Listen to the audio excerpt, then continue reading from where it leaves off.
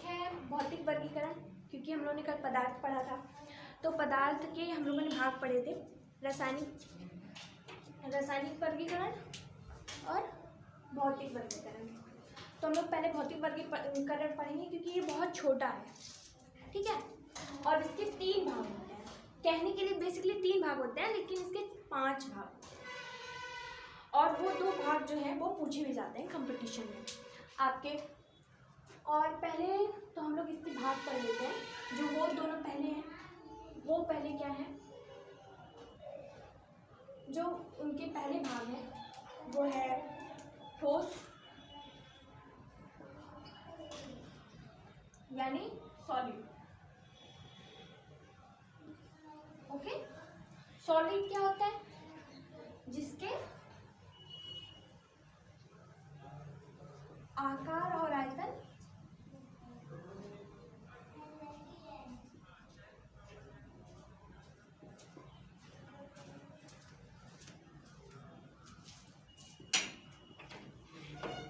दोनों निश्चित होते हैं, ठीक है।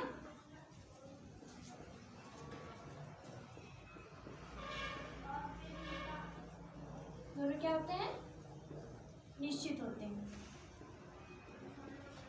पहला तो आता था हमारा सॉलिड, नंबर 1 ठोस, जिसके आकार और आयतन दोनों निश्चित होते हैं। फॉर एग्जाम्पल के लिए हम लोग ले लेते हैं लकड़ी,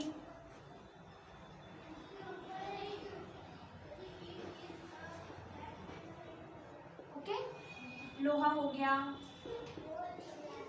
क्योंकि लोहे की लकड़ी का देखिए मेज हो गई, कुर्सी हो गई, उसका आकार और आयतन जो होगा वो दोनों निश्चित होगा ना, आकार होगा उसका, कोई आयतन होगा उसका, वो दोनों निश्चित होगा उसका।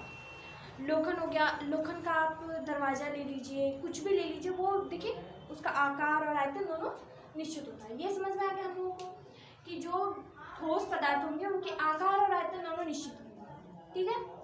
अब आ जाते हैं हम लोग दूसरा आ जाते हैं हम लोग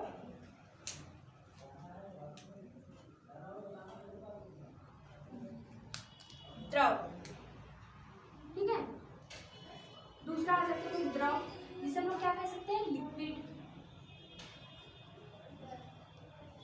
ओके, लिक्विड। अब लिक्विड क्या होता है, इसका जो होता है, जिसका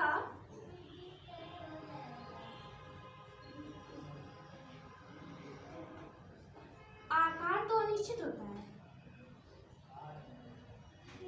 अनिश्चित मतलब समझ रहे हैं, मतलब निश्चित नहीं होता है,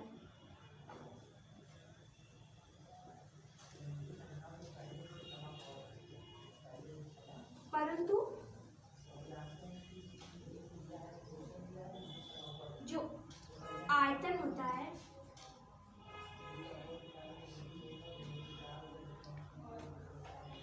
वो क्या होता है, वो निश्चित होता है इसका। सॉरी, अच्छा कंप्लीट नहीं करेगा।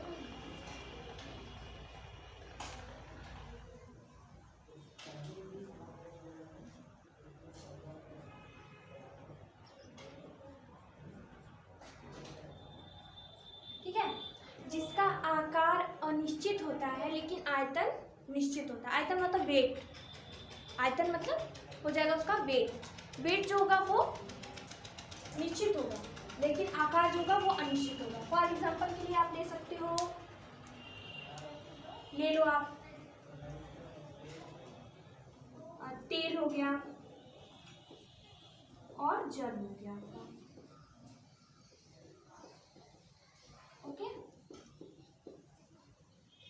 और मैं ये भी बताऊंगी कि ऐसा कौन सा एग्जाम्पल है जो तीनों में ही रहता है, ठोस द्रव गैस तीनों में आ जाता है। ये हो गया हमारा दूसरा। तीसरा हमारा जो है वो आ जाता है हमारा गैस। तीसरा जो हमारा है वो क्या है, गैस।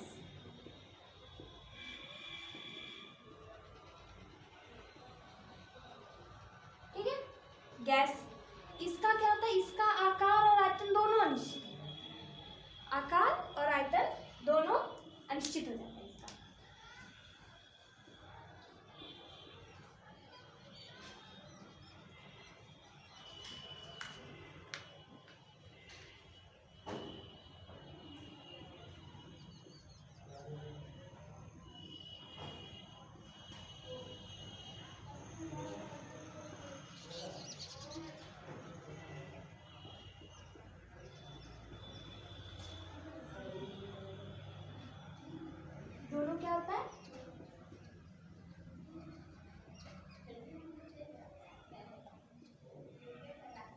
अनिश्चित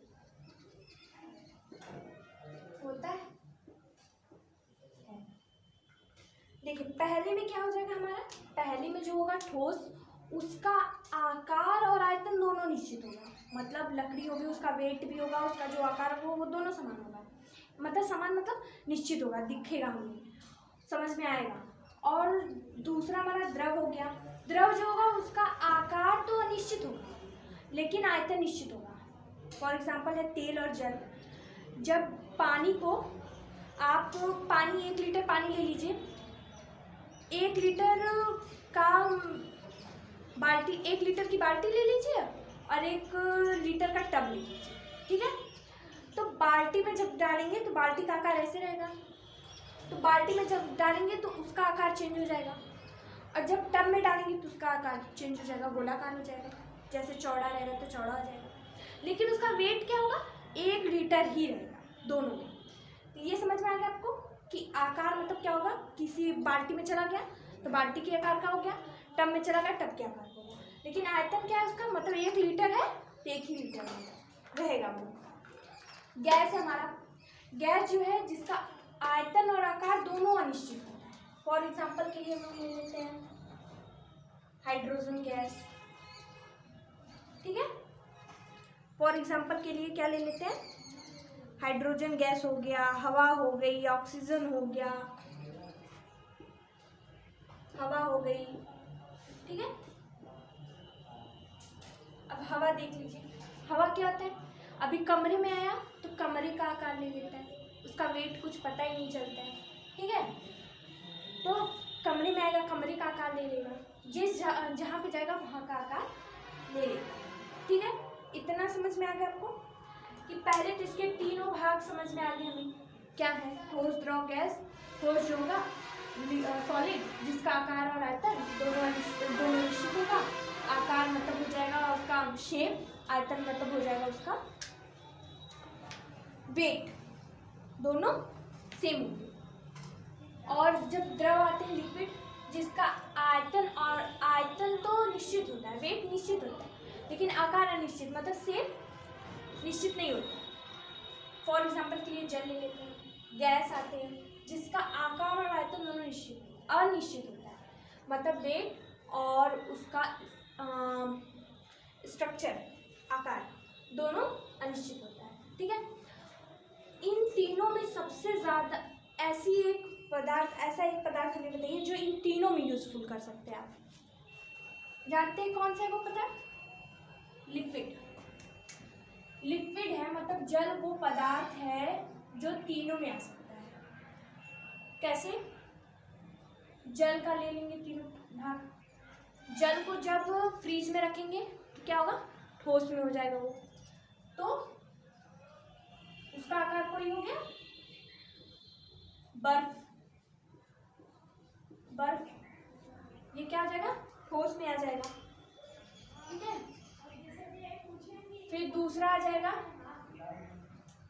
जब उसे एकदम नॉर्मल टेम्परेचर पे रख देंगे तो क्या होगा, पिघल जाएगा, तो कैसा हो जाएगा, जल बन जाएगा, तरल पदार्थ। ये किस में आ जाएगा, द्रव, ठीक है। और इसका तीसरा पार्ट गैस, जब हम इसे हीट करेंगे, जब करेंगे इसे तो ये वाष्प में बदल जाएगा, ठीक है। जब हम इसे हीट करेंगे तो ये वाष्प में बदल जाएगा। और देखिए यहाँ पे डबल सर्कल ऐसे लगाते हैं, ऐसे लगा सकते हैं आप। जब ऐसा सर्कल तब हम लगाते हैं जब वो प्रोसेस वापस हो और वही चीजें बने। आप पूछेंगे कैसे, अगर गैस मतलब अगर जो पानी है वो भाप बनकर गैस में परिवर्तित हो रहा है, तो आप क्या करेंगे, उस पर टोपा ले लीजिए, उसमें उसके ऊपर प्लेट लगा दीजिए, तो भाप बन के ऊपर तो जाएगा, लेकिन प्लेट की सतह पे क्या होगा, जाके वाष्प के रूप में जम जाएगा, और फिर वापस जब गैस बंद कर देंगे आप तो फिर वापस वो जल के रूप में आ जाएगा, ठीक है। अब जल को फिर जब हम लोग फ्रीज में रख देंगे तो वापस वो बर्फ बन जाएगा। तो ये प्रोसेस क्या हो गया, रिसाइक्लिंग प्रोसेस हो जाएगा, मतलब वापस ये प्रोसेस हमेशा हो सकती है। जल एक ऐसा पदार्थ है जिसका हम लोग इन तीनों में उपयोग कर सकते हैं, तीनों अवस्थाओं में, और रिसाइकल भी कर सकते हैं। मतलब गैस अवस्था में तो उसे द्रव अवस्था में ले आ सकते हैं, द्रव अवस्था में उसे ठोस अवस्था में लेके जा सकते हैं, और अगर ठोस अवस्था में तो उसे द्रव अवस्था में लेके आ सकते हैं, और द्रव अवस्था में तो उसे गैस अवस्था में लेके आ सकते हैं। ठीक है, इतना क्लियर? इतना अगर आप लोगों को क्लियर हो तो प्लीज़ बताया करिए।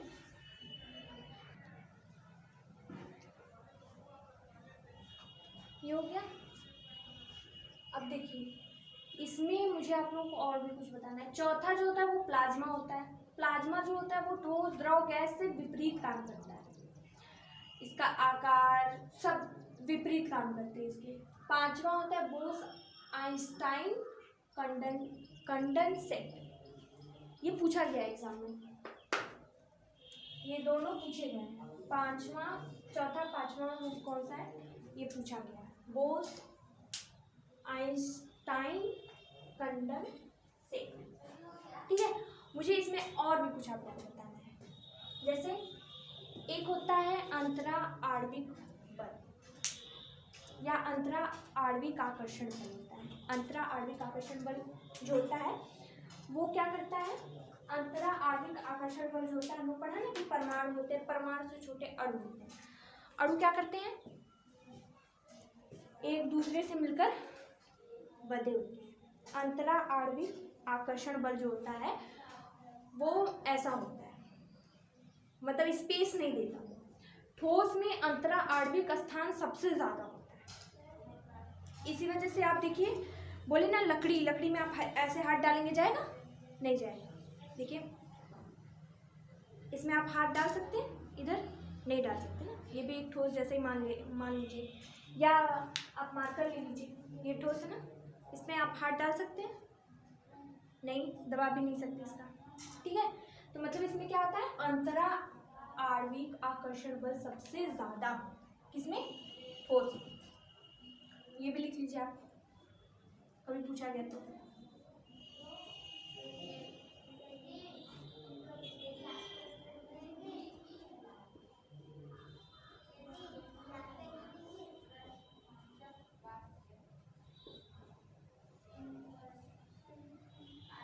जो होता है वो ठोस में सबसे ज्यादा और एकदम पास पास होते हैं। जो इसके होते हैं ना कण, वो एकदम पास पास में होते हैं। मैंने बताया परमाणु जो एकदम छोटे छोटे भाग होते हैं, तो इसके जो भाग होते हैं वो आपस में जुड़े होते हैं, वो डिस्टेंस नहीं लेंगे आपको।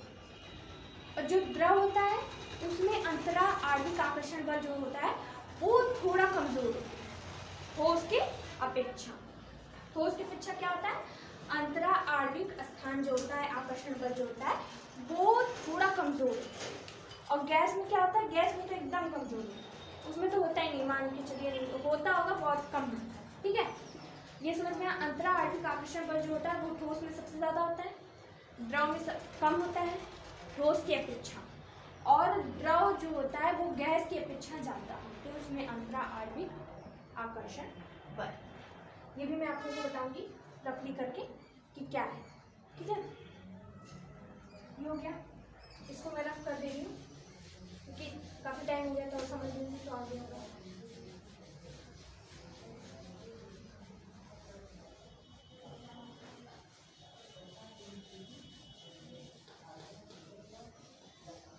कभी कभी ऐसे देख रहा है एग्जाम में कि अंतरा आणविक स्थान के आधार पर आप ठोस, द्रव, गैस को व्यवस्थित रूप से बताइए।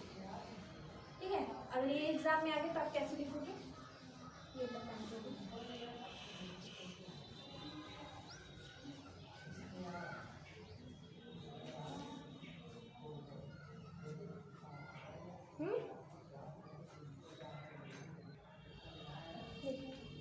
अंतरा आणविक आकर्षण बल जो होता है वो क्या होता है और किन में सबसे ज्यादा पाया जाता है? अंतरा आणविक आकर्षण बल जो होता है वो अणु परमाणुओं के एक में क्या करता है? जोड़े रखता है। जिसमें ज्यादा होगा उसके अणु परमाणु बहुत मजबूत होंगे, एक साथ जुड़े होंगे, और जिसमें कम होगा उसके अणु और परमाणु बहुत दूर दूर रहेंगे, जैसे गैस, द्रव कैसे ले सकते हैं। जैसे ठोस में जो होता है अंतरा आणविक स्थान बहुत कम होता है। ठोस में सबसे ज़्यादा होता है।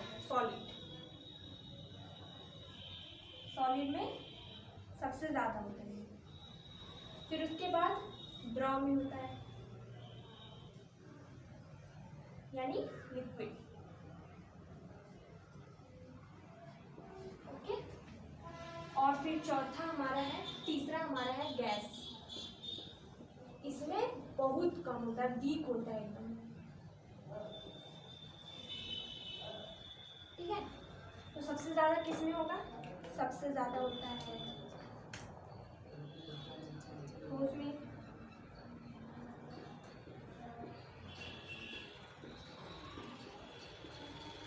सबसे ज़्यादा होता है, जिसके कारण देखिए ठोस जो है इसमें आप इसको प्रेस नहीं कर सकते, या इसमें आप देखिए ऐसे दबाएंगे उंगली नहीं जा सकती आपकी।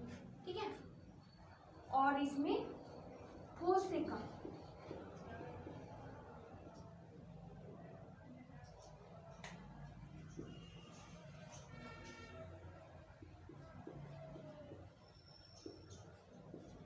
और जो इसमें होता है इसमें तो बहुत कम है।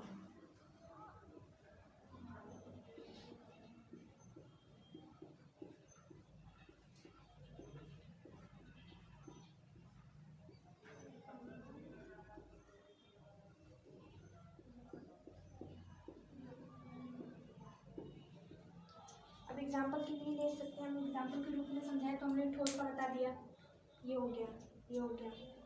देखिए, द्रव हो गया जल।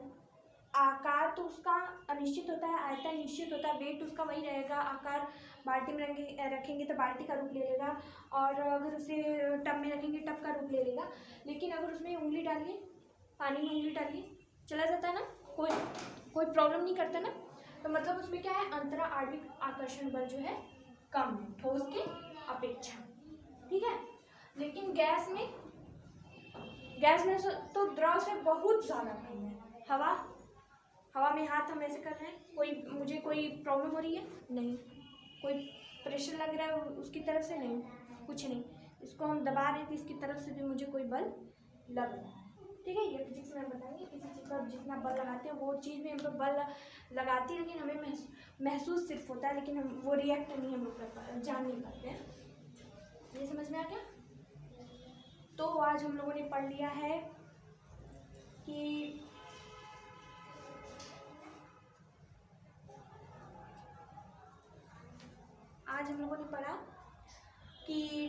भौतिक वर्गीकरण पढ़ा। भौतिक वर्गीकरण में ठोस के कितने प्रकार होते हैं, 5 प्रकार पढ़े इसके हम लोगों ने।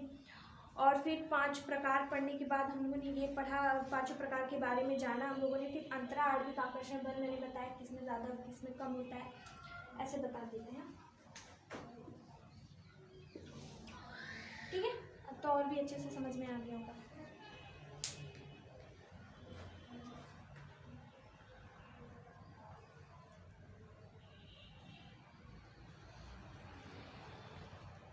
ठीक है, समझ में आ गया?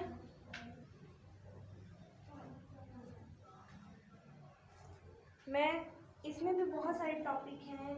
ऊर्ध्वपातन जिसे कहते हैं, ऊर्ध्वपातन जो होता है वो लिक्विड से जो ठोस से डायरेक्ट वो क्या करता है, वो डायरेक्ट गैस में बदल जाता है। ऊर्ध्वपातन ये भी पूछा गया है आपका। अगर इंग्लिश मीडियम का कोई पढ़ेगा इस चैनल को तो मुझे बता देगा, तो मैं इंग्लिश में भी कोशिश करूँगी अपने तरीके से बताने की। लेकिन जब तक मुझे कमेंट नहीं आएगी इंग्लिश हाँ कोई पढ़ रहा है तो मैं कैसे बता सकती हूँ, या मैं बताऊँ होगा जो पढ़ेगा। तो आज का कॉन्सेप्ट यहीं पे ख़त्म होता है। ठीक है, थैंक यू। और MD एजुकेशन पॉइंट को सब्सक्राइब करिए चैनल को प्लीज़, और इसका लिंक शेयर करिए, कमेंट करिए।